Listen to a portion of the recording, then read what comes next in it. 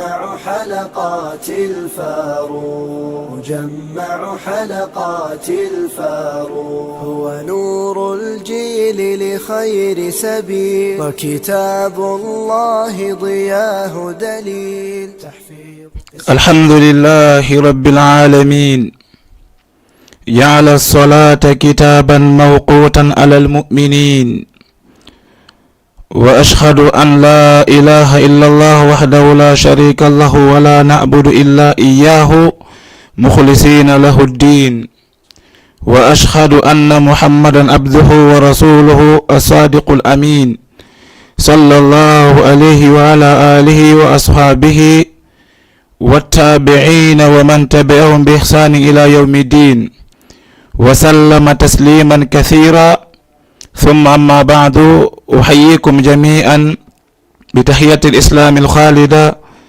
تحية المسلم لأخيه المسلم وتحية أهل الجنة في الجنة ألا وهي قائلا لكم جميعا السلام عليكم ورحمة الله وبركاته. أيها الإخوة، فإن موضوعنا اليوم تدور حول الصلاة على وقتها. فكما عرفتم أيها الإخوة أن الصلاة هي ركن ثاني من أركان الإسلام ومن أجلها وكذلك هي الصلاة. هذا مسيب جلبة إن يتي الله تبارك وتعالى o mo andantede ma o waɗi julde nden ko happa ɗum e dow ɓeɗo gonɗinɓe ɓawo ɗon kañum kadi hiɗen ceedo wondanede ma ala reweteɗo e dow gonga nafa rewuɗo on lorro mo rewali on si wona allahu tabaraka wa ta'ala. kañum kadi en rewata hay e goto si wona kanko jalla wa ala. en laɓɓinanaymo dina kan hay si tawi heferaɓe ɓen añi ɗum ɗon maɗum ɓeɗo shirkoɓe. ɓawo ɗon kañum kadi hiɗen ceedi wondanede ma ala reweteɗo dow gonga maɗum hiɗen ceedi wondanede ma muhammad ko jeeyaɗo allahu tabaraka wa ta'ala ko kamɓe woni gonguɓe hoolaɓe yalla won juulo dow maɓɓe hisnaɓe e sahabaɓe ɓen e hikkituɓe tabi'inaɓe ɓen kañum kadi ko wonnon kañum kadi e tabi'ina en e jokkugol ñentigol oɗo sunna annabajo muhammadin sallallahu alayhi wa sallam ha ñande dargal dari. allah on hisnaɓe hisnande. ɓawo ɗum ɗo musidɓe julɓe mi hiwrori on hiwrago ngo andantede ma ko hiwrago julɓe ɓen ko aduna, hiwrago julɓe ɓen kañum kadi ko laakara woni ko nder aljanna. hara yewtere men nden hande no yiilo ko yowdiri e ko wiyete kon julde woni juulugol e feendo waktu on woni as-salatu ala waktiha. juulugol julde nden sanga ko waktu mum yoni ɗon. ko waɗi wirnanake musidɓe julɓe ndeɗo julde no nde mawniri noon no nde teddiri noon allahu tabaraka wa ta'ala no waɗi julde nden ko kayre woni tugalal ɗimmal e tugale islam ɗen. kañum kadi julde nden no jeeya e ko ɓuri mawnude e ɗiɗo piiji ɗandentedem allahu tabaraka wa ta'ala shariyaji ɗalla on shar'ini. julde nden no jeeya e ko ɓuri mawnude e muɗum musidɓe julɓe. se ndaari allahu tabaraka wa ta'ala nde o farlata waɗugol zakka, nde o farlata hajjugol e piijigo allahu tabaraka wa ta'ala jonne jibril inna jippo ko leydi yaha jonnanalo muhammadin sallallahu alayhi wa sallam. kono haray ɗum ɗo musidɓe julɓe julde nden ɓey jalla wa ala faalama farlude julde nden ko honɗum allahu tabaraka wa ta'ala waɗi musidɓe. bal allahu tabaraka wa ta'ala noddu jibril ala inni jibril mi faala ya addana muhammad woni al isra'u wal mi'raj addanammo o ara ɗo mi jonnamo julde nden. musidɓe julɓe annabajo on alayhi salatu wassalam ɓe waali jemma. jibril fiyen andu tawo nde ɗo julde nde mawniri noon si fuɗɗoɗen noon e toɓɓere nden tigi musidɓe julɓe ko waɗi karmako ɓen innayi kono andirɗa hunde nden wo ko non teddinirɗa hunde nden. si yi goɗɗo yi'e mboddi o dogandi, o yi'e finkari o doga ɗum ɗon, o yi'e courant o doga ɗum ɗon, ko andugol mo bone ɗen. awa haray noon sen andi julde nden no nde teddiri noon si natanen e muɗum musidɓe julɓe. Allahu tabaraka wa ta'ala nili Jibril yo addu annabajo Muhammadin sallallahu alaihi wa sallam ko kammu. Jibril arani nelaɗo Muhammadin sallallahu alaihi wa sallam tawi ɓe waali ɓe ƴetti ɓe ko raɓɓindingol en rewata e fof iwgoɓe Makkatul Mukarram yaha Baytul Maqdis. won Allah indi noon subhanalladhi asra bi abdihi laylan min almasjidi alharami ila almasjidi alaqsa alladhi barakna hawlahu ko fi honɗum Allah ko linuriyahu min ayatina alkubra. Allah inni senare wodani, mangural wodani, teddugal wodani, o Allah mo andantedema o royni jiyaɗo makka o Muhammadin sallallahu alaihi wa sallam. o ittimo Makkatul Mukarram. ɓawo nde o ittimo Makkatul Mukarram o ƴetti o jiyaɗo makko o naɓimo ɗon kañum kadi e nduɗo suudu wiyetendu Baytul Maqdis. kono haray ɗon kañum kadi en feƴƴe ɗon seeɗa ɗen andi annabajo no waɗɗino kullu wiyete kun alburaq. kun kullu ɗon hikon feƴƴi kun hewta puccu, kono ko wona ɗon kañum kadi hikon feƴƴi seeɗa kun kullu wiyete kun alhimar woni mbabba man seeɗa hikon hakkunde ɗin ɗon ɗiɗi musidɓe julɓe. joni musidɓe julɓe, Allahu tabaraka wa ta'ala wiyo Jibril yo naɓu Muhammad. Jibril ƴetti Muhammadin sallallahu alaihi wa sallam yo ɓe yahu ko kammu fi honɗum Allah inni ko linuriyahu min ayatina alkubra, fiyo min hollu Muhammad min jonnamo ayaje min ɓurɗe mawde ɗen min hollamo ɗum. nelaɗon alayhi salatu wassalam fiyin anduno julde nden mawniri nelaɗo on ɓe seeki leyɗile kammuli jeeɗiɗi ɓawo ɗon kañum kadi si ɓe hewtoyi ko Allahu tabaraka wa taala. ine musidɓe julɓe hiɗon andi ko jelu woni hakkunde leydi e kammu. nelaɗon alayhi salatu wassalam landina ɗum e hadith mo Abdullah ibn Mas'udin filli ma ɗum Ibn Abbasin filli ɓe maki wo wondanedema hal taduruna kam bayna samai wal ard. ene hiɗon andi ko jelu woni hakkunde leydi e kammu. sahabaɓe ɓen ɓe maki Allahu wa rasuluhu a'lam, ko Allah on e nelaɗo makko on woni ko andi. nelaɗo on maki wo wondanedema hakkunde leydi e kammu no yaare duuɓi guluji honno duuɓi 500 woni 500 amin, duuɓi 500 no yaare. nelaɗo maki wo tekkeli kammuɓe no yaare duuɓi 500 kammu aranuru ngun. ko wonnon kañum kadi kammu aranuru ngun e ɗimmuru ngun hakkunde mum no yaare duuɓi guluji 500. ko wona noon kañum kadi tekkendi kammu ngun ɗimmu ngun e tammuru ngun ma ɗum tekkendi kammu ɗimmuru ngun épaisseur on ɗon kañum kadi musidɓe julɓe no yaare duuɓi guluji 500. non yaari noon ha hewtoyi ko kammuli jeɗɗi. nelaɗon alayhi salatu wassalam maki wo ko dow kammu 7 hino ton kañum kadi maayo. ngon maayo ɗon kadi tekkendi maayo ngon hino yaare e muɗum duuɓi guluji 500. duuɓi 500 no yaare e muɗum. annabajo o maki wo wondanedema ko dow ɗan ɗon ngon maayo ɗon hino e dow muɗum arshi Allahu tabaraka wa ta'ala. hakkunde maayo ngon e arshi Allah on no yaare e duuɓi 500. nelaɗo on maki wo wondanedema Allahu tabaraka wa ta'ala mo towiti dow ton mo reeni kala wo ko wonɗon e wadde e jeyaɓe. ndaare e ɗum ɗo e woɗɗude tawi Allahu tabaraka wa ta'ala ko ma feƴƴina ɗum ɗo fof nelaɗo Muhammadin sallallahu alaihi wa sallam fi jonnugol ɓe nde ɗo hunde wiyetende julde musidɓe julɓe. nelaɗo on ɓe ari ha e nokku ɓe wondi e Jibril inni an yo Muhammad min mi wawata feƴƴude ɗo ko ɗo mi wawi haɗude. Jibril ɓay humpitiɗum annabajo on inni joni jibril ƴeteyo ndara sa wawa yahude. jibril eɓɓi feƴƴugol o wawali feƴƴugol o wonti malaikajo wono allahu tabaraka wa taala tagirimo noon nelaɗo nden ñande yi'uno jibril wono allahu tabaraka wa taala tagirimo noon. allah o inni walaqad ra'ahu nazlatan ukhra honto inda sidratil muntaha nelaɗon ko ɗon yi'uno jibril. ɓe yi'i jibril ra'yal ayni musidɓe julɓe.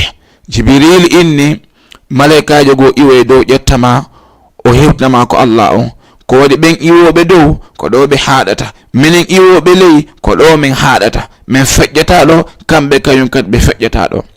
musidɓe ɓeɗo ɓe immi ɓe yeehi ɓe ari ha ɓe hewti ko allahu tabaraka wa taala. annabajo on ɓe ari hewti ko allah on annabajo ari gaari hella ko dambugal wi'ire noon no famiren. allahu tabaraka wa taala humpiten ko qur'an woni e suratu najmi woni annabajo ɓe ari ha hewti tawi ɓataki allahu tabaraka wa taala e konngol e karmakoɓe go firtoɓe ko waɗi ɗon ko firoji ɗiɗi are muɗum woni thumma dana fatadalla. si tawi en ƴetti karmakojo on jannowo on ko jibril hare en innay thumma dana fatadalla ko jibril annabajo on ɓattino. si tawi noon en ƴetti wondanedema wonnode jonnude on ko allahu tabaraka wa taala en ƴettay thumma dana fatadalla ko allah wonninaɗon wonno e ɓatade. si ɓe julɓe en ƴettay ngofiro gandantedema ɓeɗo no wowliri ni woni annabajo on ɓe ari hiɓɓike allahu tabaraka wa taala tawi no heddi seeɗa ɓe ɓataki moƴƴa allah on inni thumma dana fatadalla nelaɗo on ɓati koñon kañum kadi tawi ɓe ɓataki moƴƴa ɓe ɓurti ɓatagol musidɓe julɓe. thumma dana fatadalla allah on inni fa kana qaba qawsayni aw adana woni hakkude allahu on e jibril ko ɓuri ɓattagol lañal e nagawal. allahu on inni fa awha ila abdihi ma awha allahu tabaraka wa taala wahinɗini e jeyaɗo makko on konko o wahinɗini yo musidɓe julɓe. allahu tabaraka wa taala humpiten ɗum ɗon woni fa awha allahu on wahinɗini e jeyaɗo makko on ma awha konko wahinɗini. woɓɓe noon innay wondanedema allahu tabaraka wa taala jibril woni e firo ɓeya wonɗa ɓenni wo jibril wahinɗini e jeyaɗo allahu tabaraka wa taala konko wahinɗina e makko. jibril ƴetti ɗum ɗon o jonni annabajo on alayhi salatu wassalam. musidɓe julɓe fiyen faamu wondanedema kanko jalla wa ala himo waɗa ɗum ɗon e annabajo on. idan noon musidɓe ɓay nelaɗo on ɓuri ɓatagol allah on.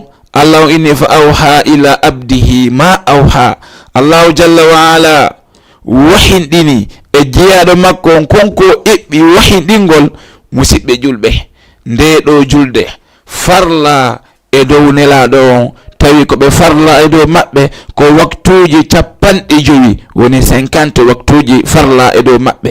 e nder muɗum nelaɗo jippi ɓere ha ko kammu tammuru ɓe tawi ɗon annabi Musa ko raɓɓinɗingol. annabi Musa ini ayo Muhammad yimɓe am ɓen ɓurno teddude ɓurno margol dowle yimɓe maɓen mi jeejima yahu ruttitoɗa ko jomima innamo yo waylane yo ɗuytane ɗiɗo waktuji ko waɗi yimɓe am ɓen ɓurno kelɗude yimɓe maɓen mille yimɓe am ɓen tenano ɗiɗo waktuji yahu ko jomirawo innamo yo ɗuytane waktuji ɗi. nelaɗo serari no ruttinno hakkude annabi Musa e allah on ɗuyte joyi ha heddi waktuji 5 e ñallal ngal musidɓe julɓe. waktu jurle farlama e dow annabajo on alayhi salatu wassalam.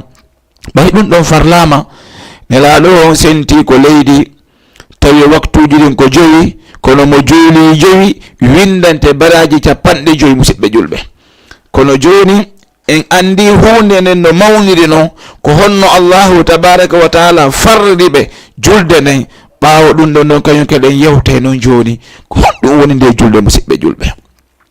ɗen andi nde julde ko nde andanteɗa mo teddi e sahabaɓen teddi annabajo on mawni e maɓɓe ko waɗi ñande goo se ndaari Omar ibnul Khattab ñande goo mo yaha e laawi ndel Madinatul Munawwara o tawi ɗon suka gooto no inne Abu Lu'lu'ul al-Majusi o inni mo ko ayyo suka ko honɗum woni golle ma o inni de min ko woni golle an ko menuisier yaga ko ɗum woni golle an kañum kadi o haddade kañum kadi komi suudede kañum kadi en même temps o inni mo ko honɗum wonɗa e wadde o inni lan wadde gollal wiyetegal arraha ko woni arraha koko unete inne maaro walla kaaba walla ɗin piiji ko ukkete une kono ɗum ɗon ko yiilidiri e jungo ngon harano unade ha ɗaata o inni ayyo Omar sa asna'u laka birraha wonde nedam mi moƴƴinante kon hunde wiyete ko raha taduru birrih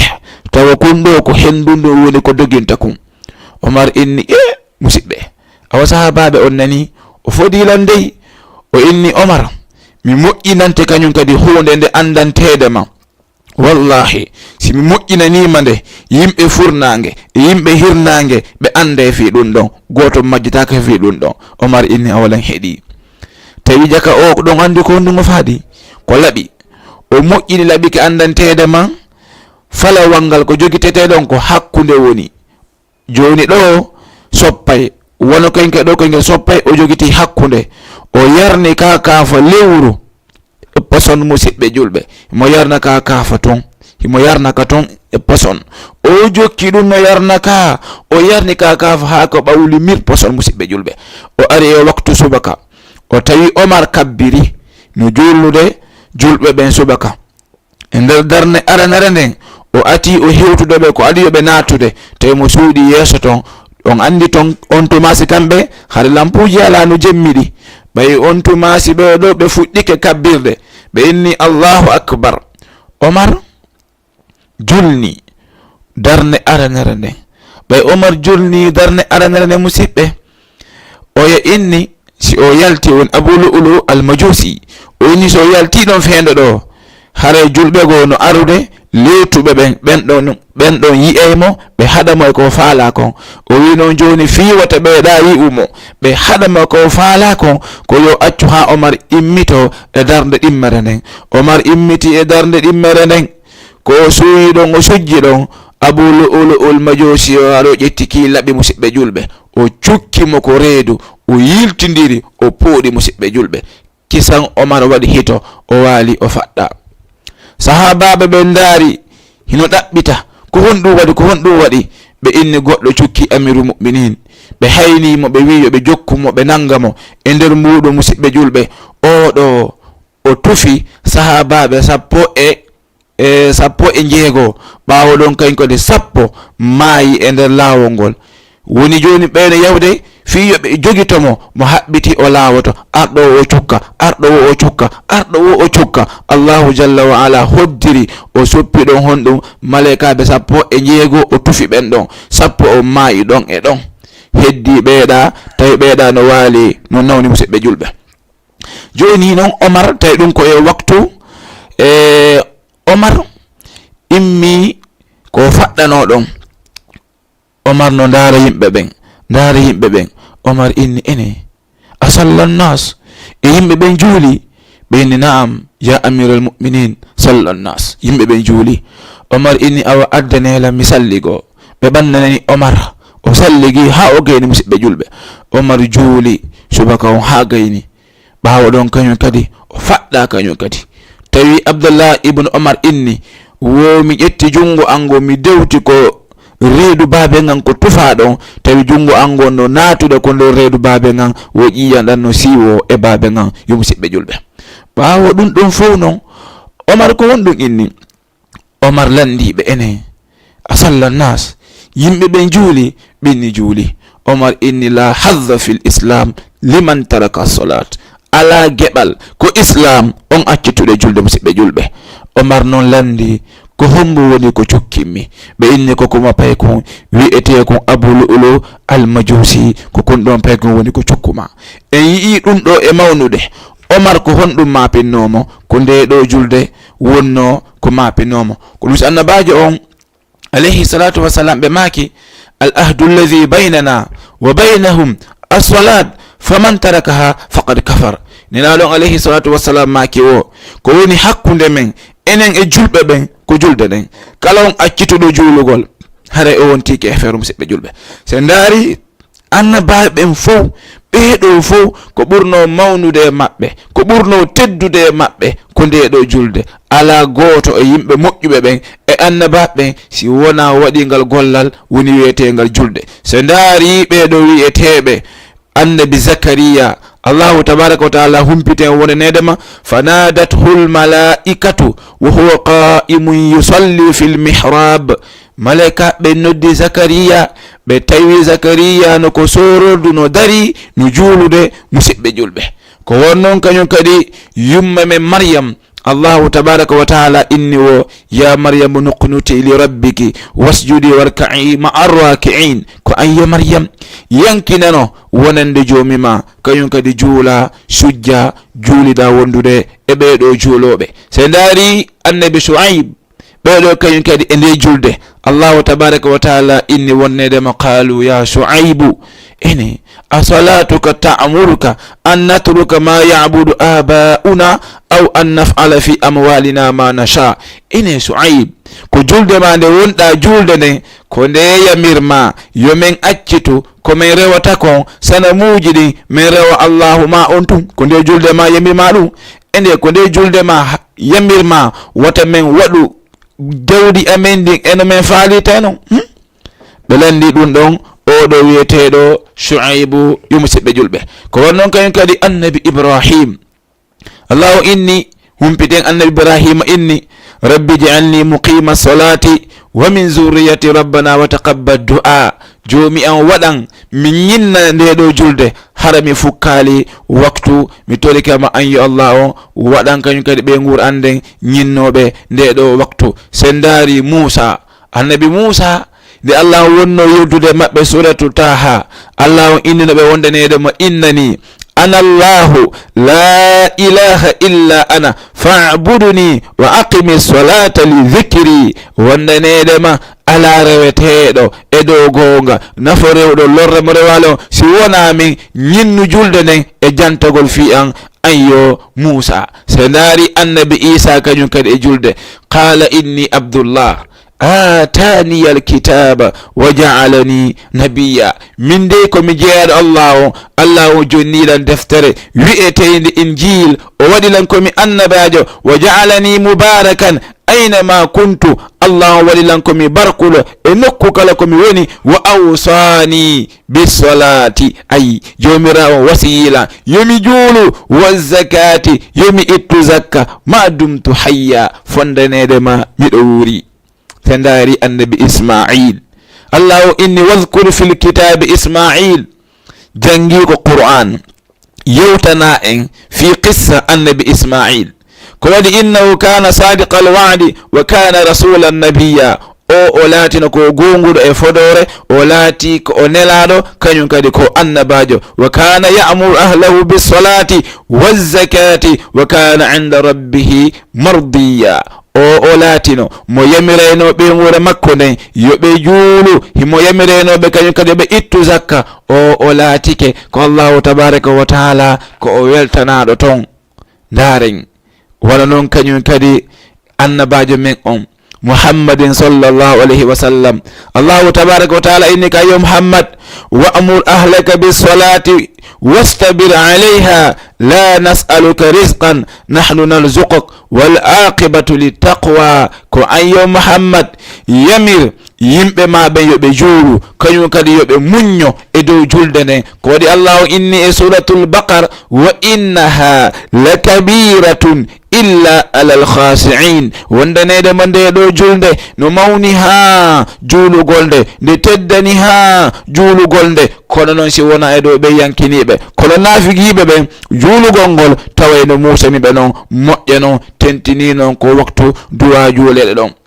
Allahu inni kañum Muhammad la nas'aluka rizqan nahnu narzuquk wal aqibatu littaqwa min landaki ma arkise ko wadi ko menen jogi arkise ma battene moƴƴe ɗen ko ɓen hulɓe Allahu tabaraka wa ta'ala wodani ɗum ɗo musidɓe julɓe. ndaare annabajo on nelaɗo Muhammadin sallallahu alayhi wa sallam e mawnugol ɓe ñande ɓe feƴƴinta ko ɓe sakkiti wasiyade julɓe ɓen ko as-salat as-salat wa ma malakat aymanukum. mi wasiyike on e julde nden rene julde nden renon kañum kadi sonnaɓe moɗon ɓen har on yebaali ɓeɗo rewɓe moɗon. yumma men Aisha radiyallahu anha ɓe maki wo wonde nedema nelaɗon sallallahu alayhi wa sallam nawnare nden fuɗɗori ɓe ɓawo nde ɓe juuli futuro woni nawnare ko woni sabu ɓe feƴƴini kon fuɗɗori ɓe nde ɓe juuli futuro fuɗɗori ɗum honɗum e durma no waytata tun wo pali nangi ɓe.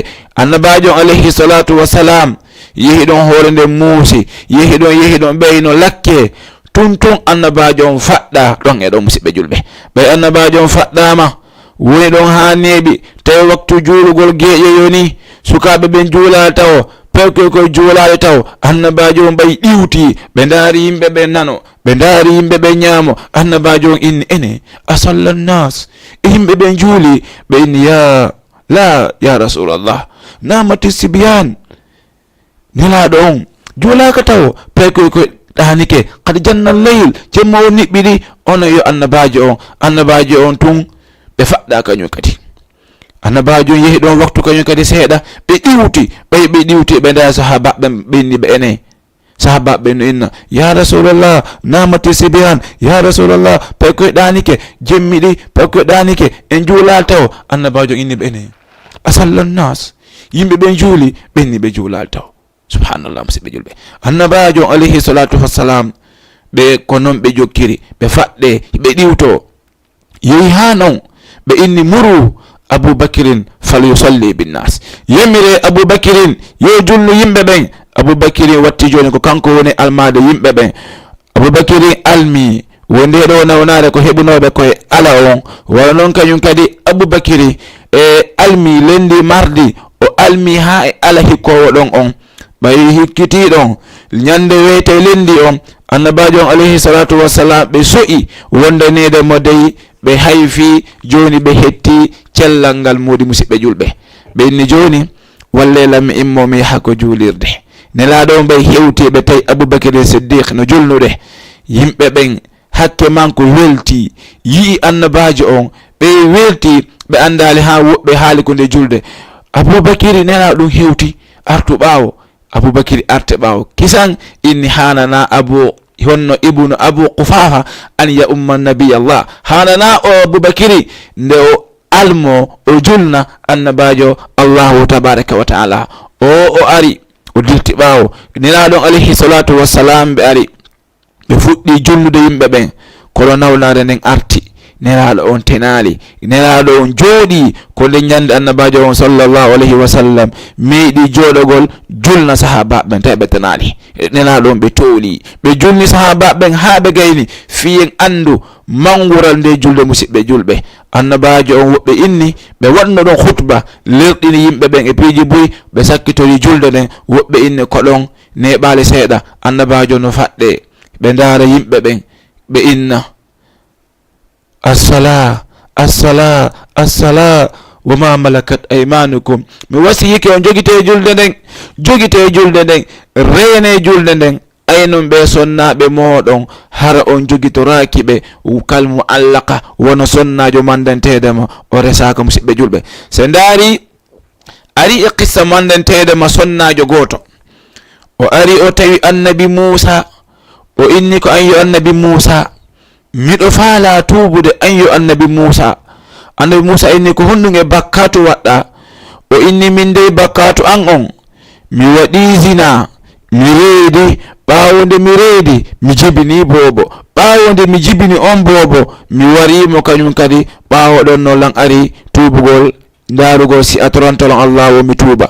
annabi Musa innu yaltuɗo ɗo Allahu tabaraka wa taala jippinde e dow meɗen lette enen ɗo fo hawtende yaltuɗo sonnajo on yaltino wulla hino suni hino maapi.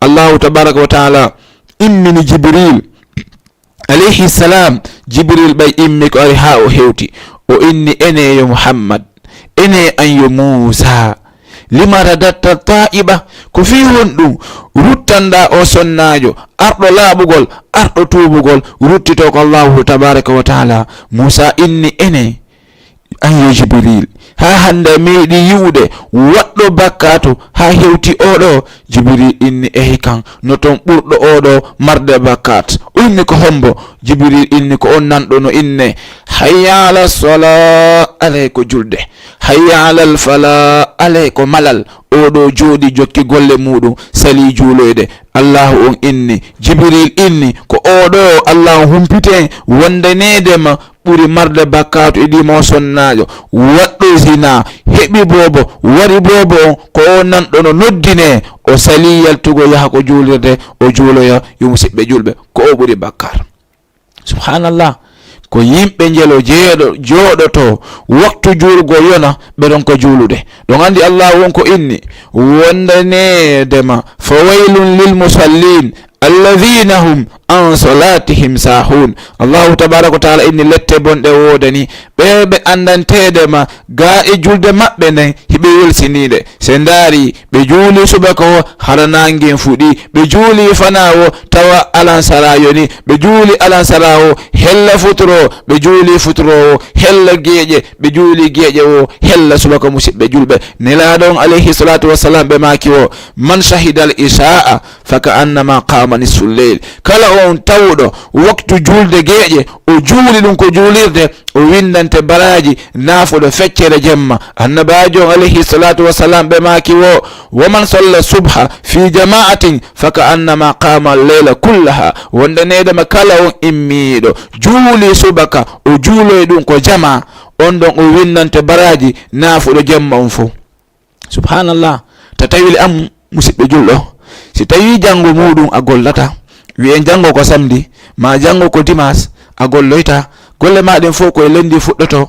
ɓawo ɗon an hande ɓaytunɗa laaɓa janngo a gollata a ɗanoto ha sa dawi immade ko 10 heures immoɗa lotoɗa salligoɗa juula hella 1 heure.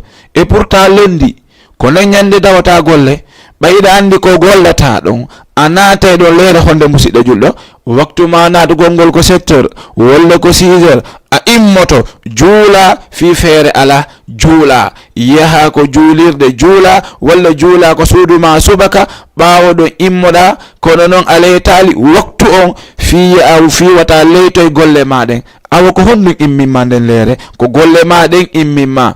musidɓe andi ton tun hunde wotere kalma ko ɓe inne wo al adatu inda al ulama'u tanqalib inda al ulama'i tanqalibu al aada ibada wal aadatu wal ibadat inda al juhal tanqalibu al ibada aada. wondanede ma aadaji ɗi ko wowa kon e karamokoɓe ɓen wontanayi ɓe rewgol allahu tabaraka wa taala. a yi'e karamokojo no yaha dogugol sport o windane baraji ko woni e wadde kon sport. karamokojo yaha hurgo huntugol haaju mum o windane baraji ko woni e huntude konko haaju makko. ko honɗum wonta sabu ɗum yi'a oɗo no immi subaka e ɓuuɓol muɗum e ɗoygol feenduɗon no weliri o yaha ko juulirde o juuloya tawo ala baraji hay e hunde. ɗon andi ko honɗum serti ko anniyeji ɗi ko waɗi oɗo o wiyelan anniyade waɗgol sport.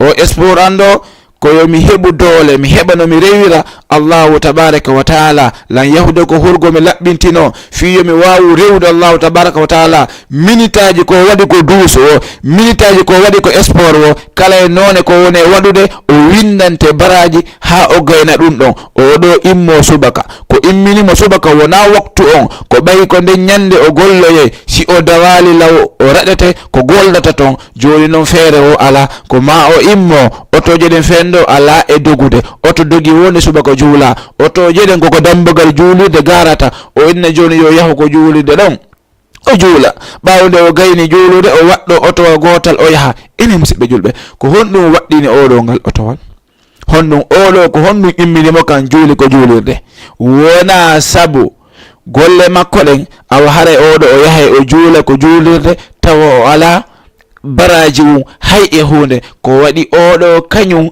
anniye makko on ko sabu golle makko ɗen karamakojo on ɗa anniyo waɗgol sport windane baraji ko ɗum karamakoɓe inni wo al adatu عند العلماء تنقلب العادة عبادة والعبادات عند الجهال تنقلب العبادة عادة وندنيدما كوكو يقدن دوكو مسيب جلبه سنداري أري حديث من دنتيدما فقد أخرج البخاري ومسلم عن عبد الله ابن مسعود رضي الله عنه قال سألت النبي صلى الله عليه وسلم أي الأمل أحب إلى الله تعالى مسيب جلبه عبد الله wiyeteɗo ibnu mas'udin o maki o wondanedema mi landiki annabajo on alayhi salatu wassalam ko gollal hongal ɓura yiɗede ko allahu tabaraka wa taala nelaɗo on maki o wondanedema assalatu ala waqtiha ko juulugol julde nden e feendo ko waktu on yoni ɗon qultu thumma ay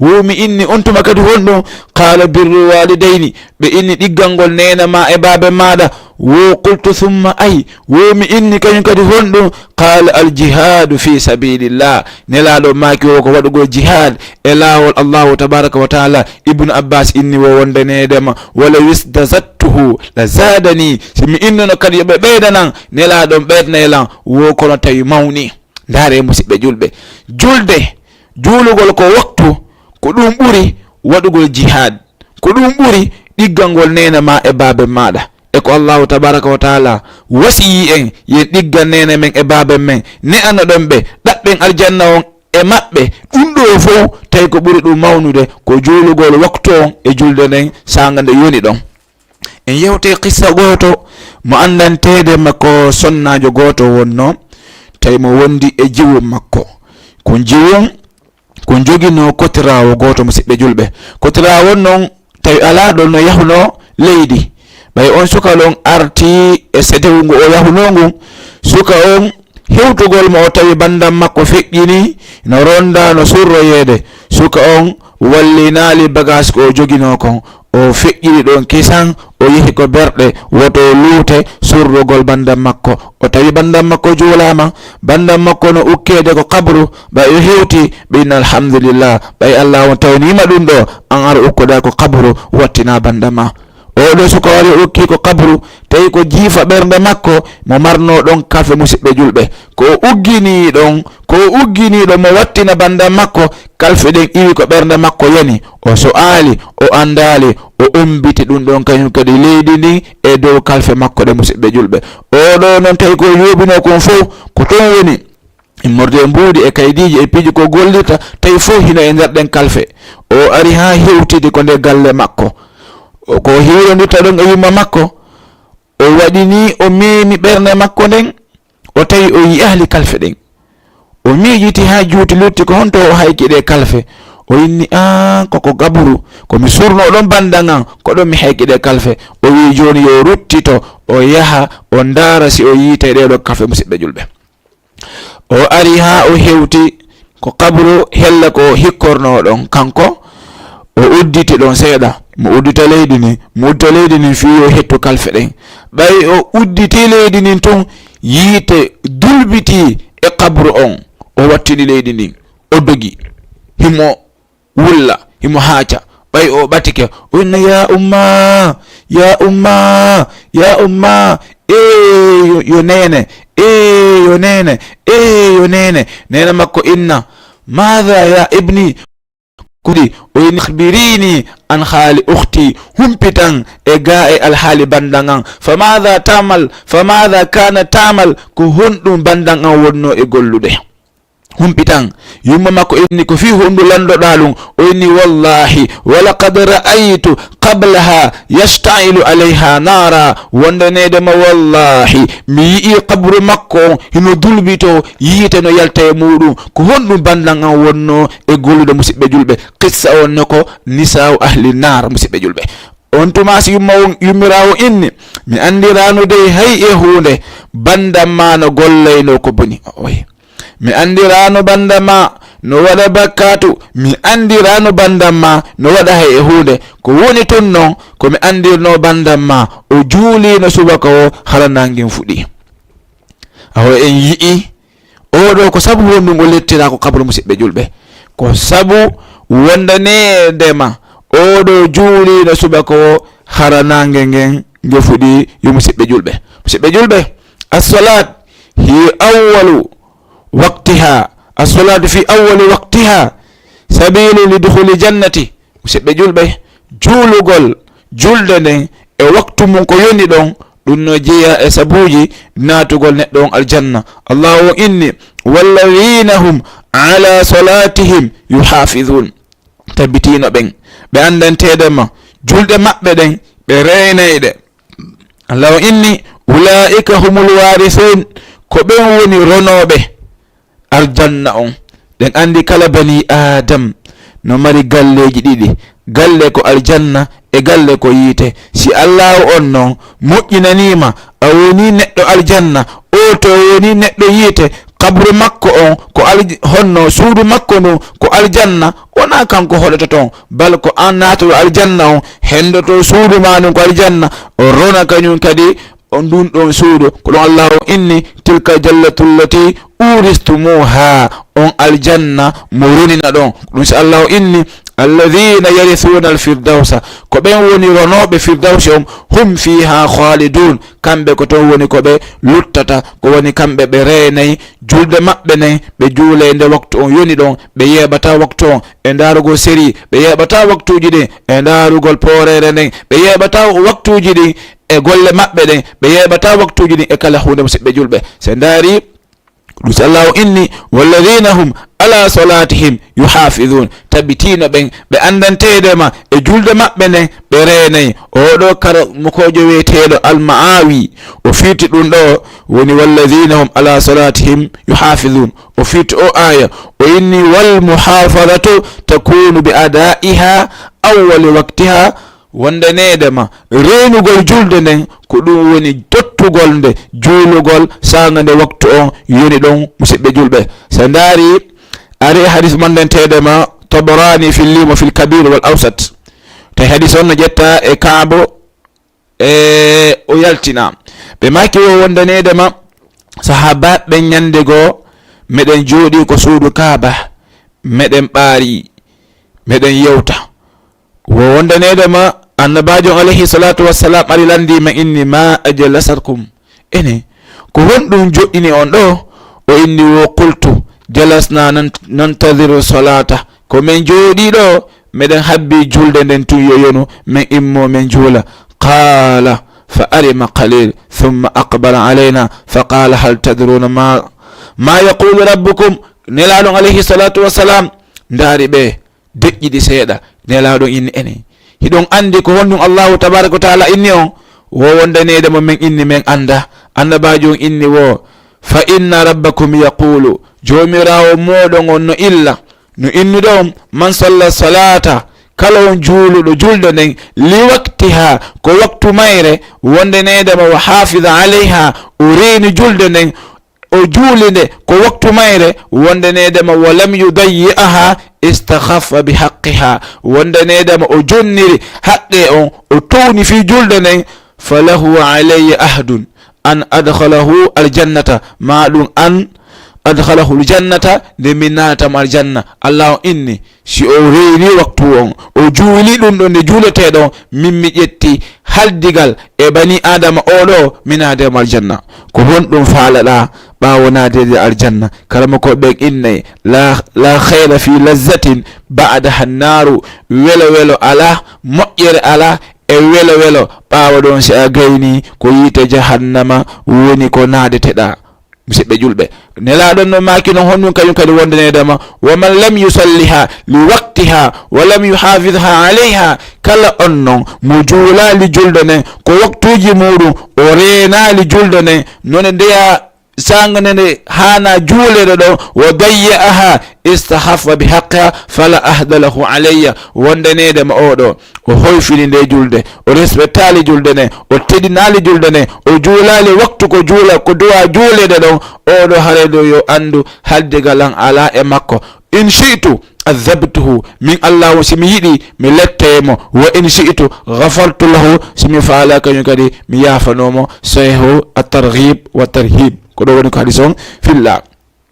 سناري مسيب جيب الله جل وعلا no إنن سورة مريم وني فخلف من بعدهم خلف أداء الصلاة واتبعوا الشهوات الله إن فسوف يلقون غيا woni lonti ɓeeɗa moƴƴuɓe lontotode woni lontande yimɓe ɓanantede makko bomɓe yeeɓoɓe julde ɓe juuli waktu o tawa waktu o ngo feƴƴi allahu tabaraka wa taala ene fasawfa ko pellet yalqawna gayyan ɓeeɗo ɓe naadete e woyndu wiyeteɗo gayyi musidɗo jullo ko honɗum woni gayyi ɗanni ko honɗum woni gayyi ko ɓeeɗo sukaɓe waɗayɓe zina e ɓeeɗo juuɓe waɗoɓe zina e ɓeeɗo mawɓe waɗoɓe zina e ɓe towtuɓe duuɓi waɗoɓe zina kala waɗowo zina ko ɓeeɗo wongoyte ko nde yiite jahannam awraji ɓeeɗo ɗin no sunne ɗum no ila wonta bordi ko ɗum ɗo yahoyta ha wonta caangol wonta ɓundu yimɓe yiite si ɓe ɗon ɗama ko ɗon allahu tabaraka wa taala innata ɓe yoɓe yahu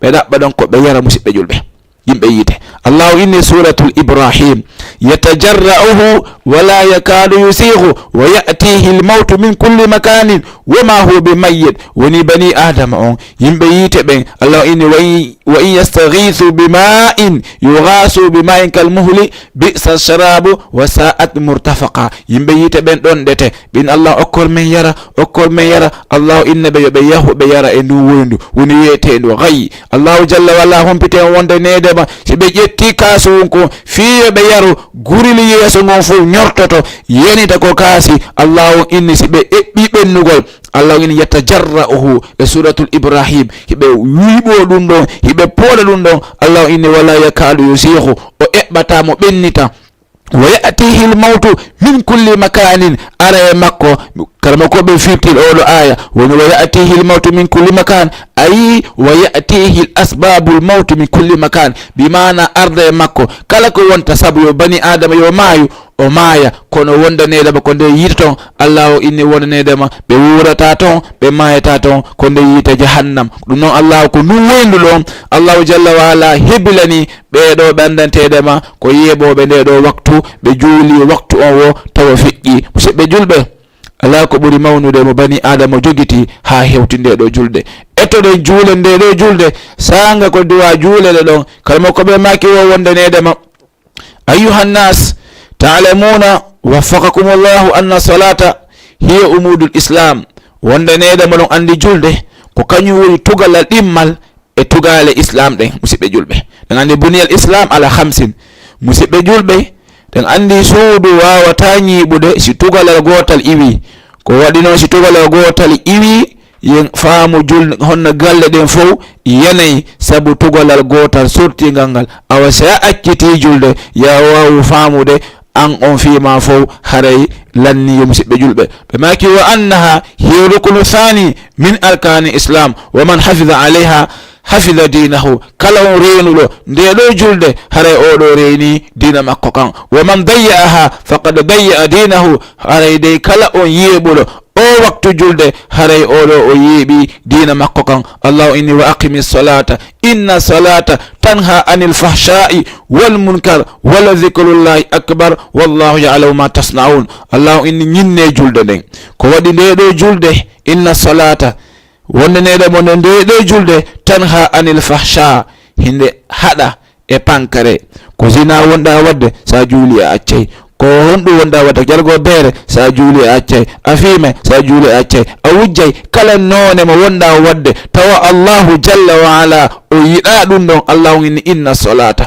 no julde nden tanha anil fahsha haɗe ga e bone e pankare si tawi noon nde juulude musidɗo julɗo a yaray hiɗo juulude a fiimay hiɗo juulude a wujjay hiɗo juulude a haykara makko hiɗo juulude a lorray kawtal ma hiɗo juulude a feetine ɓiɗɗo ɓeeɗa o hiɗo juulude a waɗay ko boni e kala noone ko boni hiɗo wadde ɗum ɗo musidɗo julɗo landi hoore maɗa ko wonɗa juulde kon sino jaɓede e si alaka e jaɓede musidɗo lando hoore ma ɗum kole allahu inni julde nden sa juuli koko boni kon haɗatama an leɗa juulude to tawi ko wonɗa juulde kon alama e haɗude ko wonɗa e wadde kon ko boni haray rento allahu inni ani fahsha'i wal munkar julde ne haɗay ko boni e ko aña kon kañum kewɗe e muɗum. Allahu inni wala zicrullahi akbar wallahu ya'lamu ma tas'aun, ko jantago inde Allahu tabaraka wa taala nen ɓuuri mawnude. Allahu on andi konko wonɗon e wadde.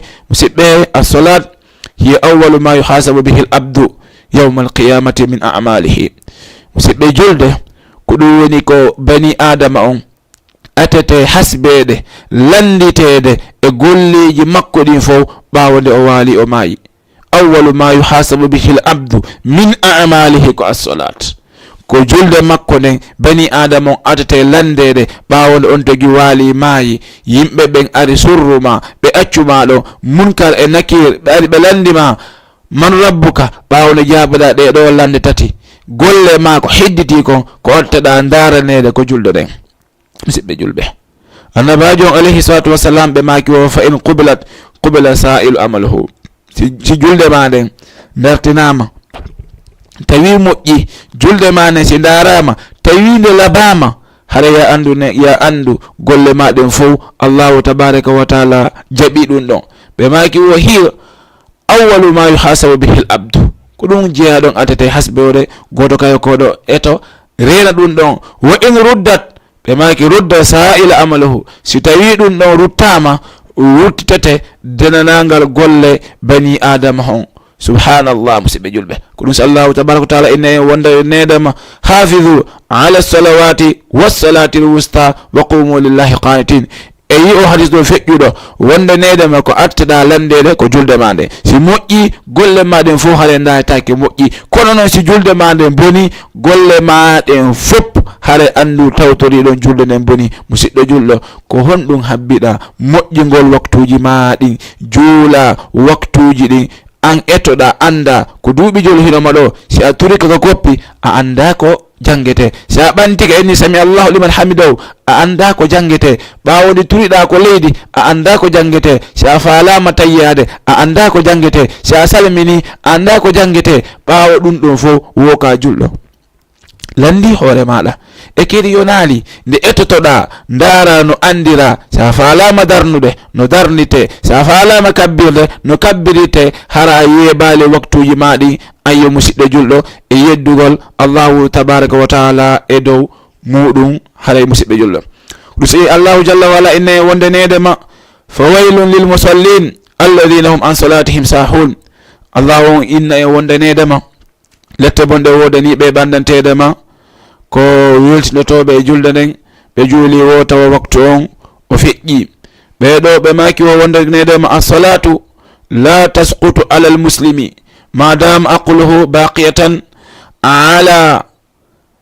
wonde nedema julde nden yenata e dow bani adama on, julde nden iwata e dow makko. fonde nedema hakkile ɗon no hisi yo andu julde nden no waɗɗimo. won annabajo alayhi salatu wassalam makile ɗon si tawi bani adama on o nawni wonde nedema koyo jooɗo o juula, si o wawata koyo jooɗo soɓɓido o juula, si o wawata kañum kadi jooɗogol juula, haray oɗo kañum kadi koyo o waalo o fewtina koyɗe ɗen ko qibla o juula. musidɓe julɓe, wono bani adama si maayi ɗen andi si koyɗen haɓɓama koyɗen fewtinde ko qibla o wallineɗon ha weeta, hara wona hoore nen fewtinde ko qibla, hara no immori ko qibla on woni ko fewtata. ɓe maaki haɗa nawnuɗo on kañum kadi annabajo maaki yo juulir noon kañum kadi. Allahu inni ya ayyuha alladhina amanu la tulhikum amwalukum wala auladukum an dhikrillah. wata hodu on, wata janfo on, jawle moɗon ɗen ga e jantago inde Allah on. kalmo koɓe ɓe firtoɓe qur'an o ɓenni o adhikrullah huna as-salat, woni wata hodu on, wata janfo on ga e rewgol Allahu tabaraka wa taala julde nden. wata fijunaron haɗu on, wata e hunde haɗu on fi wata on juulu. Allahu inni wa man yaf'alu dhalika fa ulaika humul khasirun. kala on waɗɗa ɗum ɗo, kala on wonɗo e nennitude waktuji ɗin, ko ɓen woni hayruɓe, ko ɓen woni perduɓe. yo musidɓe julɓe, haɗa no musidɓe, wata goto eto fukka waktuji ɗin ko waɗino waktu julde. hiya min a'zamil arkan allati furida alayna, no jeeya ko ɓuri mawnude en yewti ɗum ko bani adama farla e dow muɗum woni oɗo waktu julde renugol nde. haɗa no musidɓe, ko wonnon kañum kadi hino woodi noddugol yer kala faalaɓe noddude imma ko landitagol yer ko yewta ɗo ko no wawi noddude e numéro 78 116 82 38 kala faalaɗo noddude no wawi noddude ɗon inchallahu jalla wala ko duwa landitade o e ko yewta ɗo kon no wawi landitade si tawi ɗen andi jaabo ɗen malum on tagi no mari landal goo ko faala landitade ko yowodira e ko yewta ɗo kon no wawi landade si tawi ɗen andi jaabo ɗen wono jalla wala innidi no wondanedema wala taqf ma laysa laka bihi ilmun ka alana gandal wata daro e wowlugol ɗon en wowloyta en feƴƴinayi allahu inni wa fawqa kulli dhi ilmin alimun kala wo kadi ko towɗa gandal no woodi ɓurɗomo towude idan noon ko yerko allahu andini en kon immorde alluhum seeɗani wa ma utitum min al ilmi illa qalilan ko yer ɗum ɗon woni ko wowleten yo musidɓe julɓe haɗa ɗo yo woodu nodduɓe en yewte ɗum seeɗa hay joni fahin e tokkitagol nde ɗo julde nde andantede ma en yewtinde ɗo wono faamuyɗon noon annabajo on Muhammad ko ɗum ɗo sakkiti waɗude ko gurdam maɓɓe juulugol yemira yimɓe ɓen kañum kadi hiɓe juulu so ndaari ko won noon kañum kadi allo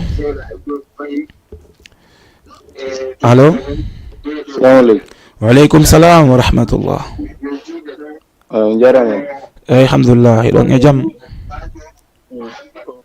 ko émission moom woni ka naɗo nam eyyi ko woɓɓe faala ɗo landade landal a wawa inchallah hani an hono nge landal jogiti ɗon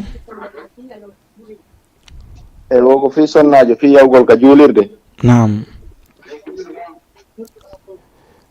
hara ko yahugol sonnajo ni hara ko yahugol juulugol ka juulirde inchallah ellala eyyi joni ko ɗum ɗon min fala landade si tawi juulugol ka mum juulo nanugol no noddina yaha ka juulirde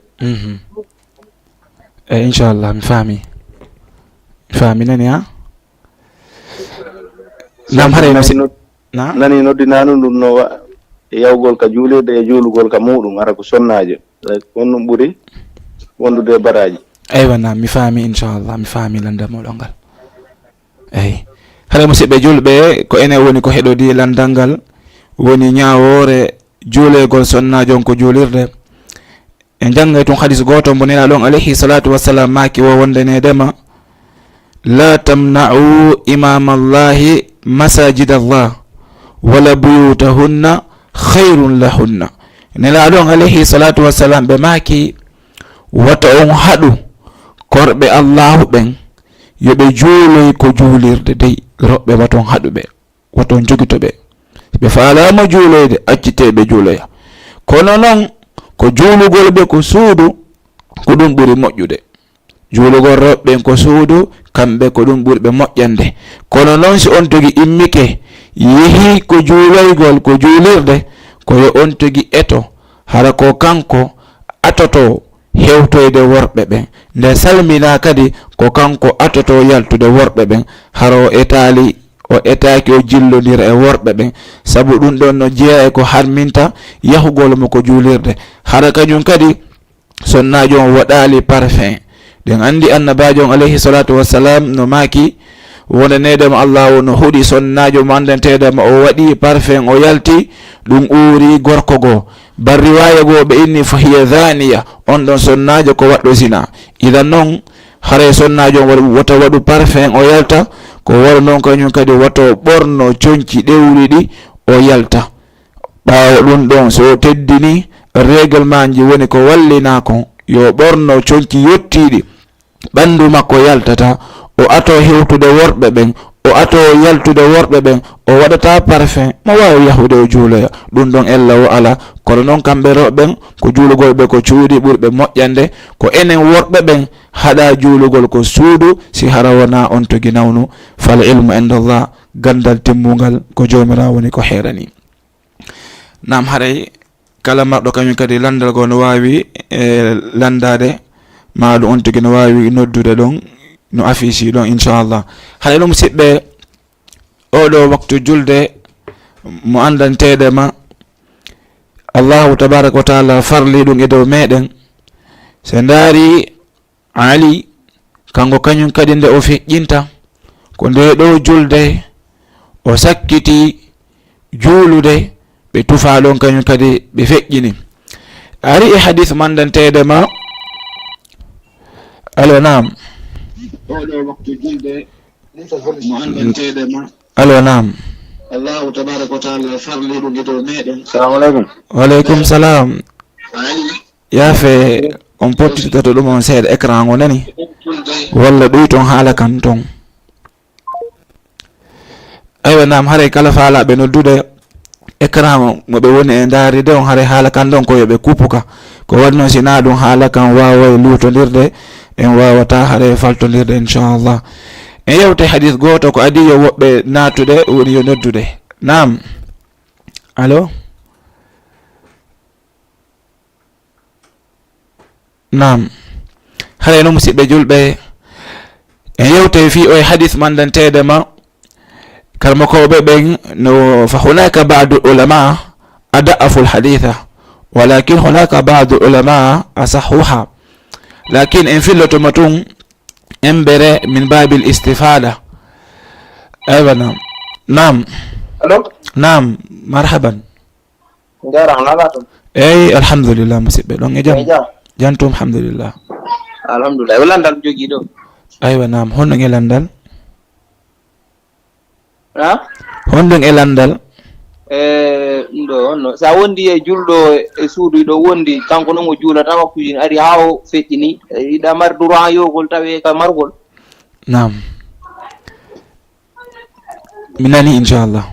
eyi hara musidɓe julɓe ko enen nani di landal ngal ɗa wondi e julɗo kono ala e juulude ɗa andiri ɓangal juulgol o feƴƴini a jokkitoyemo ko to ko berɗe ka jokkatamo.